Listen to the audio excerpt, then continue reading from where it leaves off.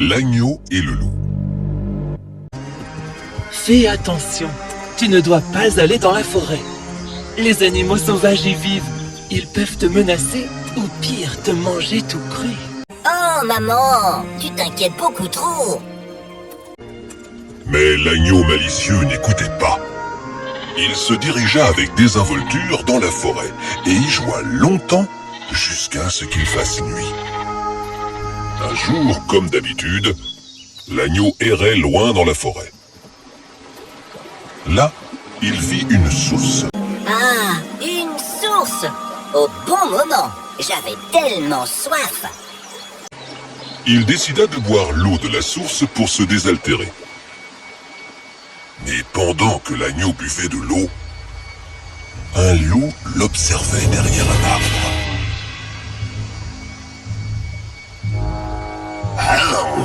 Un agneau juteux et appétissant. Aujourd'hui, c'est mon jour de chance. Alors, avec de mauvaises intentions, le loup commença à s'approcher de l'agneau. L'agneau ne s'apercevait de rien, tant il était occupé à boire de l'eau. Et il n'y avait personne, en dehors de ces deux animaux, pour sauver l'agneau du loup. Est-ce que tu sais que cette forêt n'appartient qu'à des animaux sauvages comme moi? Pourquoi es-tu venu ici pour prendre de l'eau de cette source?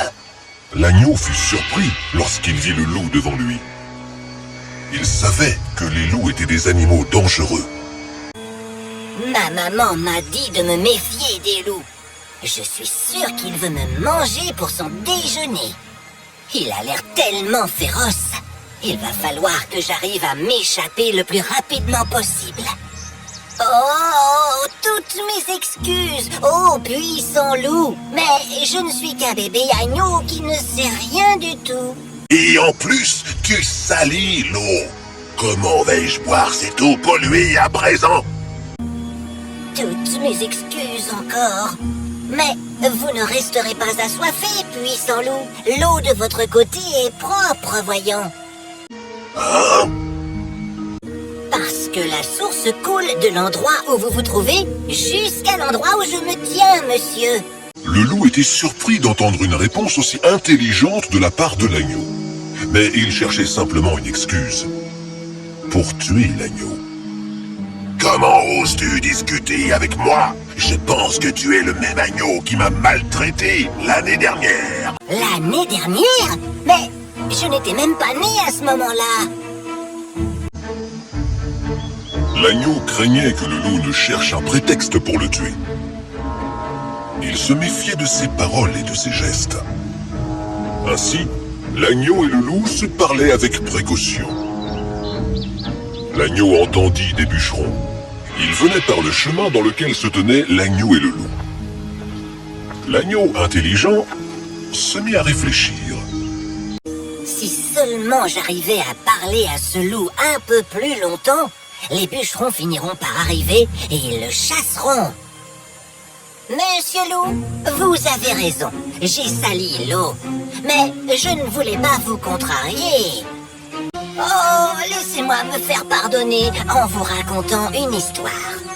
C'est trop tard, tu m'as énervé. Une histoire? Ah, quelle perte de temps. Mais je dois l'écouter afin de l'approcher doucement. Car je n'ai ni la force ni la volonté de chasser cet agneau. Il était une fois...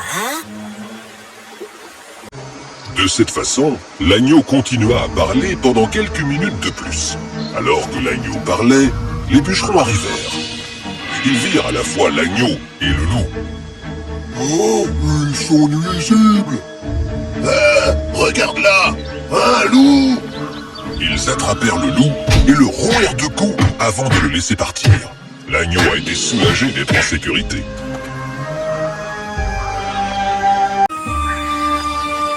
Ouf, je crois que je l'ai échappé belle aujourd'hui. Il courut vers sa mère. Il lui raconta tout ce qui s'était passé dans la forêt avec le loup et les bûcherons. Et puis, il promit à sa mère de ne plus jamais errer dans la forêt. Et la mère fut soulagée que l'agneau apprit sa leçon. Oh oui, Maintenant, je sais, maman. Je ne dois pas aller dans des endroits étranges. Surtout des endroits où des animaux plus forts et féroces attendent pour me tuer.